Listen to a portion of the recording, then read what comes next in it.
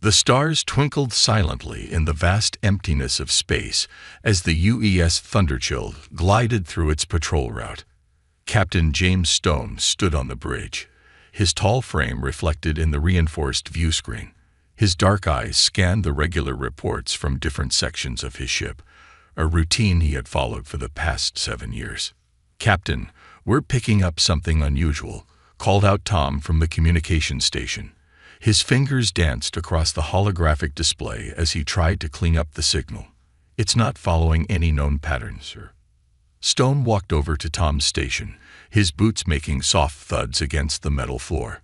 "Show me," he ordered, leaning over to look at the reading. The signal pulsed with an odd rhythm, almost like a heartbeat but more complex. It wasn't random noise. There was clearly intelligence behind it. As they watched, the ship's AI began breaking down the pattern, trying to decode its meaning. "Sir," the AI's calm voice filled the bridge, "this appears to be a distress call, but the encoding is unlike anything in our database. The signal contains mathematical sequences that suggest advanced technology." Stone straightened up, his military training kicking in. "How far?" "The signal originates from the Orion 7 sector, approximately 6 light hours from our position," Tom replied, checking his instruments. "Any other ships in the area?" "No, sir. We're the closest UEF vessel." Stone nodded slowly. Humanity had spread across several star systems, but they hadn't yet encountered any advanced alien civilizations. There had been simple life forms, ruins, and artifacts, but never a live, intelligent species capable of faster-than-light communication. "Alert status yellow," Stone commanded. The bridge lighting shifted to a warm amber, and crew members moved with increased purpose. "Emily, take us closer, but maintain distance for quick retreat if needed." "Tom, keep working on that signal." As the Thunderchild changed course, the signal grew stronger. The ship's AI continued its analysis, and gradually patterns emerged. Images began forming on the main screen. Technical diagrams, mathematical equations, and finally, shapes that could only be alien vessels. "Captain," the AI announced, "I've managed to decode part of the message. They're running from something." The main screen filled with a visualization of the decoded message. A fleet of ships, elegant and almost organic in design, fleeing from darker, more angular vessels. The pursuing ships were firing weapons, their attacks destroying the refugee vessels one by one. "They're not just running," Stone muttered, his jaw tightening. "They're being hunted." More of the message became clear. The fleeing species called themselves something that translated roughly to meadowfolk. They were peaceful, their bodies adapted to low-gravity environments. Their pursuers, a predatory species they named Ravagers, had already destroyed 3 of their colony worlds. "Sir," Emily called from the helm, "I'm detecting unusual gravitational readings ahead. They might be using some form of space-time distortion for faster-than-light travel." Stone made his decision. Humanity had debated for years how they would handle first contact. Some argued for isolation, others for cautious observation. But watching a peaceful species being hunted to extinction, that wasn't something he could ignore.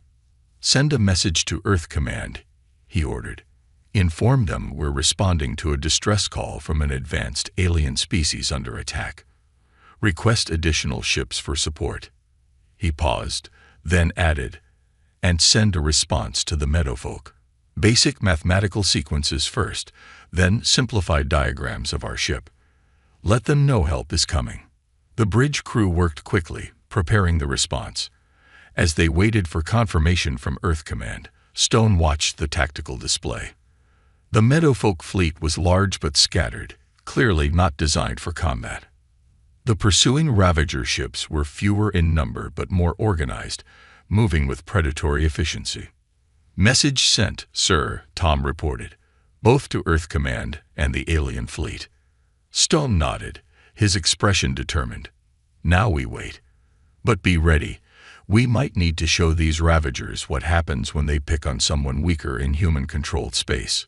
The Thunderchild continued forward, its powerful engines humming. On the bridge, the crew maintained their stations with professional focus, but there was an undercurrent of excitement.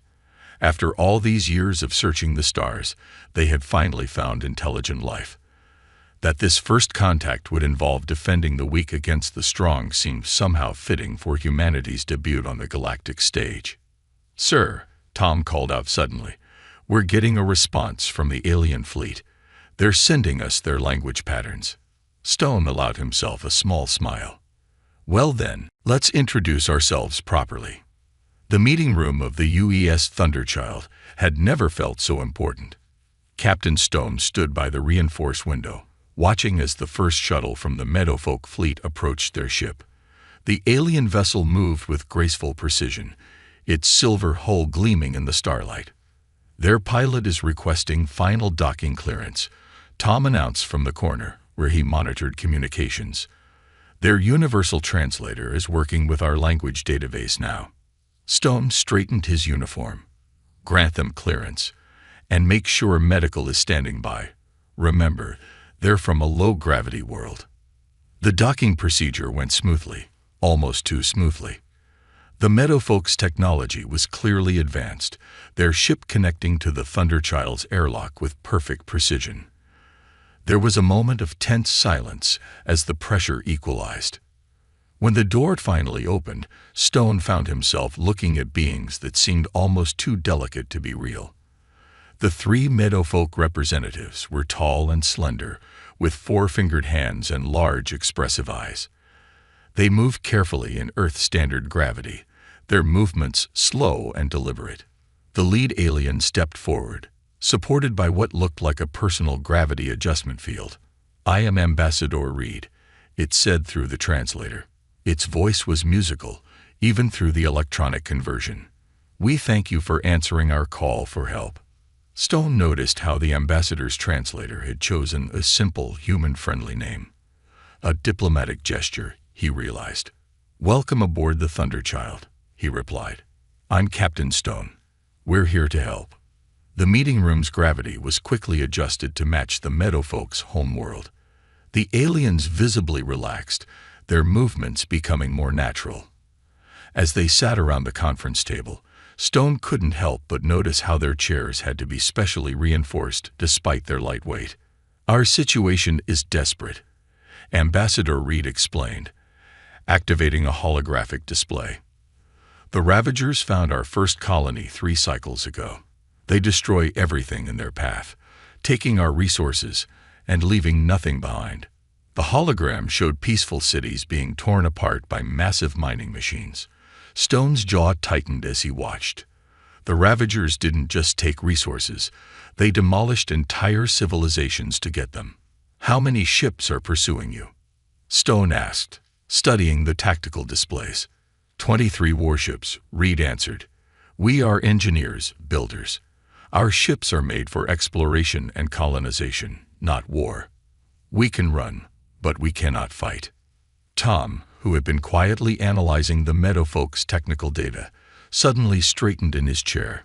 "Captain, you need to see this," he said, sending data to the main screen. "Their engineering capabilities are incredible. Their power systems, their gravity control. They're decades ahead of us in some areas." Ambassador Reed's large eyes blinked in surprise. "You understand our technology so quickly. But your ships, they're built for combat. We come from a high-gravity world," Stone explained. "Everything on Earth evolved to be strong, to survive. We had to learn to protect ourselves before we could focus on other advances." The Meadowfolk representatives exchanged looks of wonder. One of them, a technical specialist, spoke up. "Your bodies can withstand combat maneuvers that would kill us instantly. And your ships, they're built to match your physical resilience, which is exactly why we can help you," Stone said firmly. "Our ships are tough, our crews are trained for combat, and now we have a reason to fight." He stood up, moving to the tactical display. "If you're willing to trust us, I believe we can combine your technical knowledge with our military experience." Ambassador Reed rose as well, though more carefully in the artificial gravity field. You would defend us, even though we just met. Stone's expression was determined. Where I come from, we have a saying. The true measure of a civilization is how it treats those who need help. We've been looking for other intelligent life among the stars for centuries. Now that we found you, we're not going to stand by and watch you be destroyed. The ambassador's translator struggled for a moment, trying to process the emotional content of his response. Finally, Reed said simply, "Then we accept your help, Captain Stone, and we offer our technology in return. Perhaps together, we can show the Ravagers that not all species need claws and fangs to be strong." Agreed, Stone nodded. Now, let's start planning how to introduce these Ravagers to humanity's style of warfare. The space around the Thunderchild buzzed with activity. 5 massive Earth warships had just emerged from hyperspace, their dark hulls gleaming against the starfield. Admiral Wilson's reinforcements had arrived right on time. In the Thunderchild's main hangar, Captain Stone watched as human engineers worked alongside the Meadowfolk, installing their advanced technology into Earth's combat vessels. The sight was remarkable. The tall, delicate aliens using gravity supports to float alongside the shorter, stronger humans. "Incredible," Admiral Wilson said, walking up beside Stone. The Admiral was a stocky woman with gray hair and battle scars on her face. "When your distress call reached Earth Command, I didn't expect to find allies with such advanced tech." Before Stone could respond, a loud clang echoed through the hangar. A human engineer had dropped a heavy tool, and several Meadowfolk jumped in surprise, their gravity supports flickering. The humans quickly steadied them. "Sorry," the engineer called out. "Sometimes I forget how strong Earth's gravity is for you folks." The Meadowfolk technical leader, bright-eyed despite the scare, waved off the apology. "Your strength continues to amaze us. On our world, it would take 4 people to lift that tool." Admiral Wilson smiled. "And that's exactly why this partnership works. We provide the muscle, you provide the brains." "Not just brains," Stone corrected, pointing to a newly installed weapon system. The Meadowfolk had adapted their gravity technology into a weapon that could crush enemy ships by creating localized gravity wells. Their tech is revolutionary. We just need to keep them safe long enough to use it. The ship's AI interrupted their conversation. "Admiral, long-range sensors are detecting Ravager scout ships entering the system. Estimated time until they spot our position, 2 hours." Wilson's expression hardened. "Time to finish up the modifications. Captain Stone, get your crew ready for combat drills. I want everyone familiar with these new systems before the real fight begins." The next hour was a blur of activity. In the training simulator, human crews learned to handle ships equipped with Meadowfolk gravity drives. The vessels could now turn and accelerate in ways that would kill most species, but human bodies could handle the strain. "Pull up, pull up," a trainer shouted, watching a practice run. The test pilot executed a maneuver that sent their ship spinning through a tight spiral gravity forces that would have crushed the Meadowfolk, barely affecting the human crew. Meanwhile, in the armory, Marine teams practiced with new weapons. The Meadowfolk had modified human combat suits with their gravity tech, allowing soldiers to control their personal gravity fields. In the practice arena, Marines learned to switch between heavy gravity for powerful strikes and zero gravity for quick movements. "This is better than coffee," one Marine joked, bouncing off a wall with enhanced strength. His teammate launched herself across the room, the gravity field around her suit glowing blue. Stone walked through his ship, checking on preparations. In the medical bay, doctors studied Meadowfolk biology, preparing for possible casualties. In engineering, teams ran diagnostics on the new systems. Every crew member knew they were about to make history. The first human-alien military alliance. "Captain to the bridge," the AI announced suddenly. "Ravager scouts detected on approach vector." Stone hurried to his command chair, watching as tactical displays lit up with enemy signatures. The Ravager ships moved like predators, their angular shapes cutting through space with aggressive purpose. All ships, battle stations. Admiral Wilson's voice came through the fleet channel. Remember your training. We're not just fighting for ourselves now. On the Thunderchild's view screen, Stone could see the Meadowfolk refugee ships moving to protected positions behind the human battle line. Their vessels were beautiful but fragile, like their creators. The Earth ships, now enhanced with alien technology, moved to form a defensive wall. "This is Captain Stone to all hands," he announced, his voice steady. "The enemy thinks they found easy prey. They don't know they've just run into humanity's first interstellar rescue mission. Let's show them what happens when Deathworlders decide to protect someone." The bridge crew took their positions, faces set with determination. In 2 hours, they had learned to use technology that their engineers would have taken years to develop. Now it was time to use it. "Sensors detect Ravager main fleet entering the system," the AI reported. "They've spotted us." Stone nodded grimly. "Send the challenge message. Let's see how brave these predators are when their prey has teeth." The first shot came without warning. A bright beam of energy sliced through space, aimed at one of the Meadowfolk refugee ships, but it never reached its target. The UES Thunderchild moved with impossible speed, its new gravity shields absorbing the attack. "Return fire," Captain Stone ordered calmly. "Show them what Earth guns can do." The Thunderchild's main batteries roared to life. The Ravager scout ship tried to dodge, but it wasn't prepared for the enhanced targeting systems the Meadowfolk had installed. 3 direct hits cracked its hull like an egg. "Enemy ship disabled," reported Tom from Tactical. 5 more Ravager scouts approaching from Vector 3. Admiral Wilson's voice crackled over the command channel. "All ships, execute Battle Plan Alpha. Let's show these bullies what happens when they pick on the wrong people." The human fleet moved with perfect coordination. Thanks to the Meadowfolk's gravity technology, the ships could perform maneuvers that would have torn apart normal vessels. The Earth crews, evolved to handle high gravity, barely noticed the intense forces. 2 Ravager ships tried to flank the human formation. The UES Valiant and UES Defiant broke away to meet them, their new engines glowing bright blue. The Ravagers fired a barrage of energy weapons, but the human ships twisted through space like dancers, avoiding every shot. "They look confused," Stone noted, watching the enemy movements. They'd never seen ships move like this before. In the Thunderchild's engine room, human engineers worked alongside Meadowfolk technicians, keeping the new systems running at full power. One of the Meadowfolk, safely protected in a low-gravity field, called out readings. "Power output at 130% of predicted levels," they reported. "Human ships are exceeding our design parameters." The battle continued to unfold. The Ravager scouts tried to regroup, but the human fleet had them surrounded. Admiral Wilson's flagship, the UES Intrepid, launched a devastating attack using the new gravity weapons.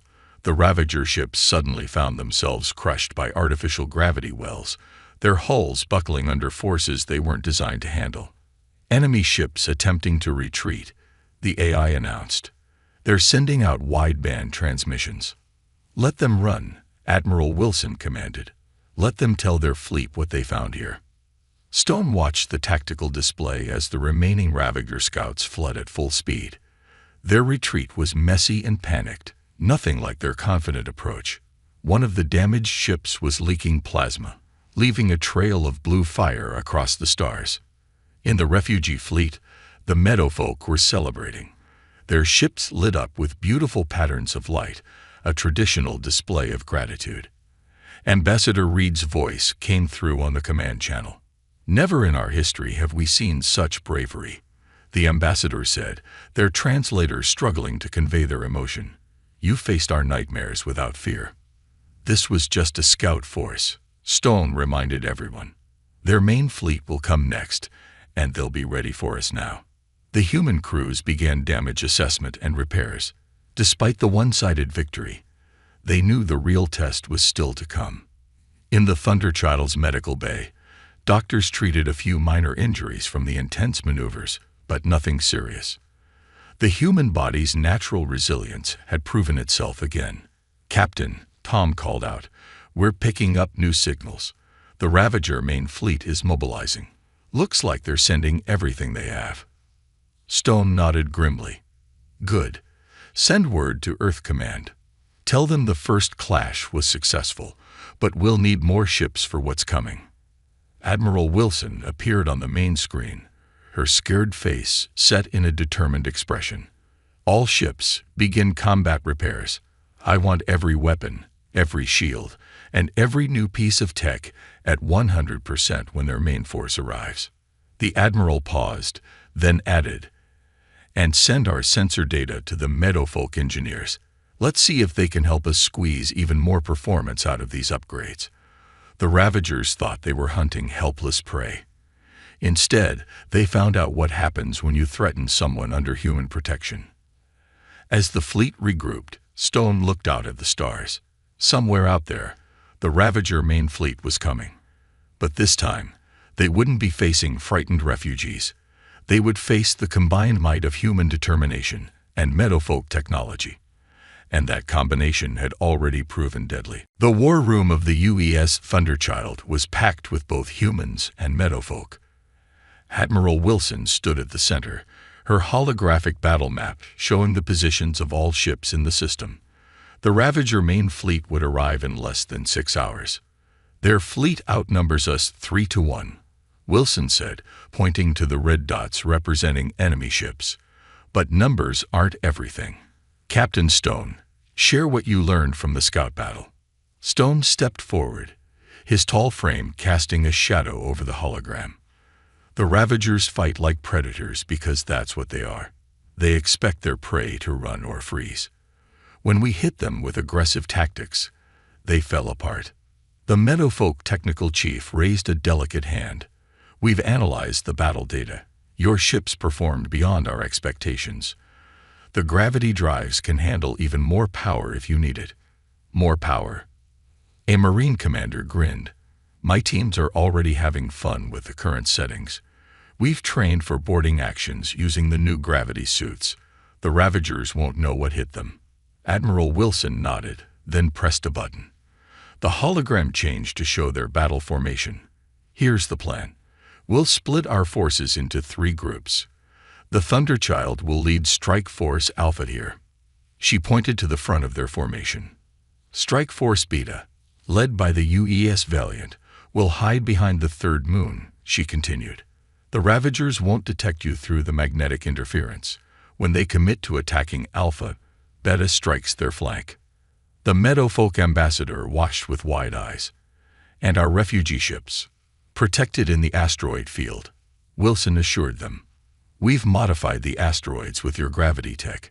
Anyone trying to follow you in there will have a very bad day." Stone studied the battle plan.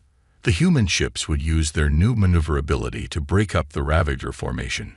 Once the enemy was scattered, the boarding teams would strike their command ships. It was aggressive, risky, and exactly what the Ravagers wouldn't expect.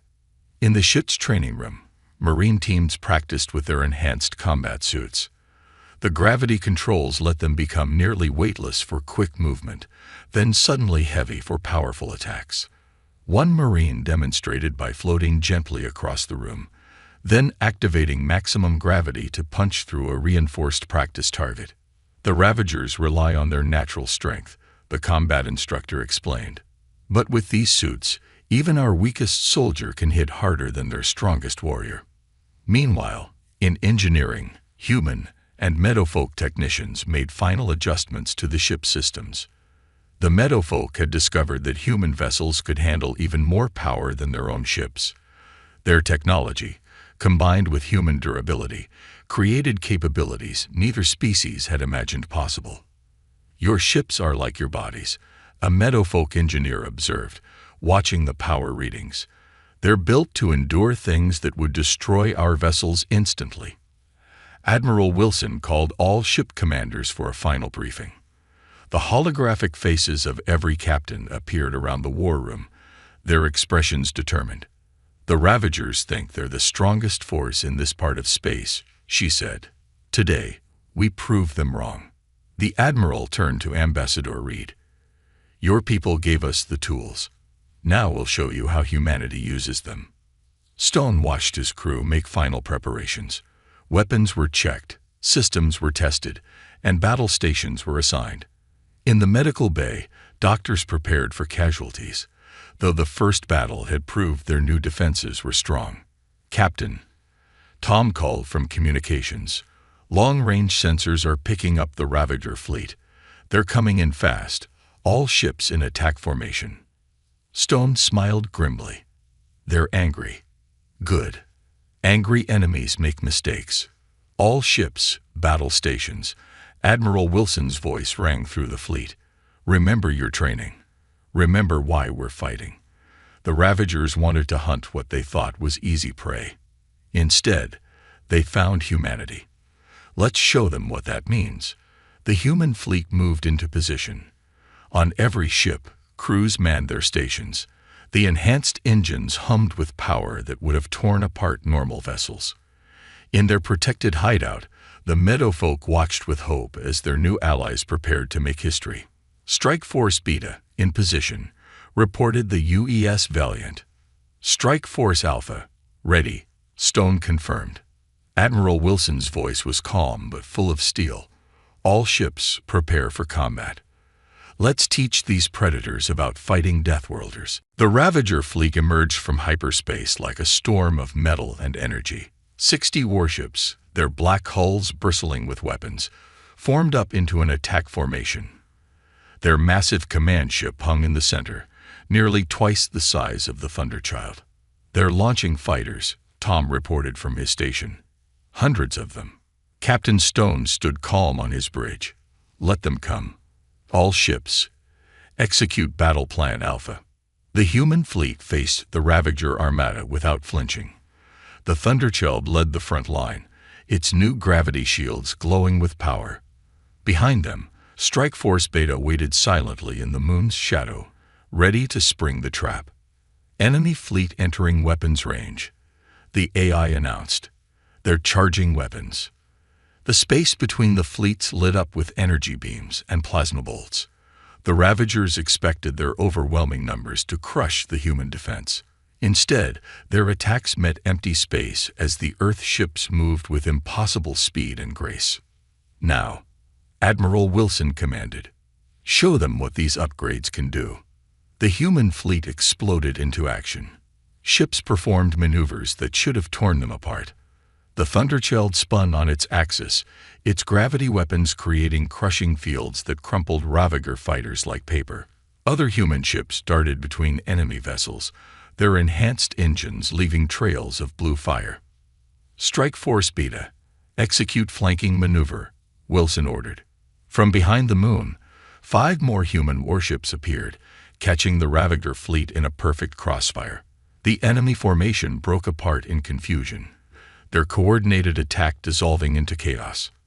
In the middle of the battle, Marine assault teams launched from the human ships. Their boarding pods, enhanced with meadowfolk technology, phased straight through the enemy shields. Inside their gravity-controlled suits, the human warriors were unstoppable. "Boarding Team Alpha has breached the enemy command ship," reported the Marine commander. "These Ravagers are strong, but they've never fought anyone who can match their strength. And with these suits, we're stronger." Stone watched the tactical display as more and more red dots representing enemy ships winked out. The Ravagers fought fiercely, but they couldn't match the combination of human combat skills and meadowfolk technology. "Sir," Tom shouted, "the enemy command ship is powering up some kind of super weapon." The massive Ravager flagship began to glow with gathered energy. Its main gun could destroy a planet, but they never got the chance to fire it. 3 human ships focused their gravity weapons on a single point, creating a gravitational shear that tore the weapon apart. "Enemy commanders are abandoning their ships," the AI reported. "They're retreating to their survival pods. The mighty hunters, running from their prey." Stone said quietly, "Admiral, should we pursue?" Wilson's voice was firm. "Negative. Let them run. Let them tell others what happened here. Target their engines and weapons. Disable as many ships as we can." The battle continued, But the outcome was already decided. The Ravager fleet fell into complete disorder. Some ships fought to the end. Others tried to flee, but the human forces gave them no chance to regroup. From their hidden position in the asteroid field, the Meadowfolk watched in amazement. Their former tormentors, the unstoppable predators who had hunted them across space, were being systematically taken apart by their new allies. Main enemy fleet is in full retreat, Tom announced. 15 ships destroyed, 23 disabled. The rest are running. The bridge crew cheered, but Stone kept his focus. Damage report. Minor hull breaches on decks 3 and 4. Engineering reports all systems still at 90% power. Medical reports only light casualties. Admiral Wilson's face appeared on the main screen. All ships report status. One by one, the human ships checked in. Despite facing overwhelming numbers, their casualties were minimal. The Meadowfolk's defensive technology, combined with human durability, had kept them alive through the worst of the fighting. "Send word to the refugee fleet," Stone ordered. "Tell them it's over. The hunters won't be troubling them anymore." As the human fleet regrouped, the stars were filled with the burning wrecks of Ravager ships. The message would spread quickly through space. Humanity had arrived on the galactic stage, and they were not to be taken lightly. 1 week after the Great Battle, the space around Earth's colony world New Hope was filled with both human and Meadowfolk ships. The refugee fleet had been invited to make their new home here, under humanity's protection. Captain Stone stood in the observation dome of the orbital station, watching the Meadowfolk ships settle into their new orbits. "It's strange," Ambassador Reed said, floating beside him in their gravity field. "A month ago, we were running for our lives. Now we're helping build humanity's first alien colony." Below them, the green and blue world of New Hope turned slowly. Teams of Meadowfolk engineers were already working with human colonists, improving everything from farm equipment to atmospheric processors. Their advanced technology, combined with human strength and determination, was creating wonders. "The Ravager survivors have spread the word," Admiral Wilson reported, walking into the dome. 3 other species have already contacted Earth, seeking similar protection agreements. "It seems we've made quite an impression." Stone smiled. Hard not to make an impression when you turn the galaxy's most feared predators into running prey. The Admiral activated a holographic display, showing the neighboring star systems. "The Meadowfolk have shared their star charts with us. There are dozens of peaceful species out there, all living in fear of predator races like the Ravagers." "Not anymore," Ambassador Reed said firmly. "Not with humanity standing guard." In the station's main hangar, human and Meadowfolk engineers worked on a new class of ship. It combined the best of both species, human durability and combat systems with Meadowfolk gravity technology and power generation. The prototype would be called the Unity. "Look at this," a human engineer said excitedly, pointing to power readings. "Their gravity drives make our engines twice as efficient, and our reinforced hulls let us push their tech way beyond their normal limits." The Meadowfolk technical chief nodded happily. "And your combat experience helps us design better defenses. Together, we create things neither of us could build alone." News of the Alliance spread quickly through the galaxy. The story of how humanity had defeated the Ravager fleet became almost legendary. But more importantly, the story of why they fought, to protect a peaceful species they had just met, made an even bigger impression. In the station's meeting hall, Captain Stone attended the formal alliance ceremony. Representatives from Earth's government stood alongside Meadowfolk leaders. The treaty they signed would change the course of galactic history. From this day forward, the Earth President announced, "The Meadowfolk are under humanity's protection. Any attack on them will be considered an attack on Earth itself." Ambassador Reed stepped forward, their translator conveying their words clearly. "And in return, we pledge our technology and knowledge to humanity. Together, we will build a safer galaxy for all peaceful species." The ceremony was broadcast across human space and to every world that could receive the signal. The message was clear. Humanity had taken its first steps into the galactic community, not as conquerors, but as protectors. Later, on the Thunderchild's bridge, Stone read the latest reports. The Ravagers had withdrawn from 3 other systems, freeing more peaceful species from their terror. Earth's shipyards were busy building new vessels with Meadowfolk technology. The galaxy was changing. "Captain," Tom called from his station. "Message from Earth Command. They're promoting you to Fleet Commander. They want us to lead the first joint human Meadowfolk patrol force." Stone nodded, looking out at the stars. "Send word to the crew. Tell them to prepare for a long mission. We've got a lot of galaxy to protect." As the Thunderchild prepared for its new mission, more ships arrived at New Hope. Some were human vessels, coming to learn from the Meadowfolk. Others were alien ships, seeking the protection of the species that had defeated the Ravagers. "You know what the best part is," Admiral Wilson said, standing next to Stone. "We didn't just win a battle. We showed the galaxy a better way.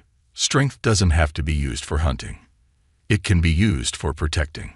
Stone watched as a group of Meadowfolk children floated past the window, playing with human kids in a low-gravity recreation area. The future they had fought for was already taking shape. "That's what humanity does best," he replied. "We take our Deathworld strength and use it to make the galaxy a better place, one protected species at a time."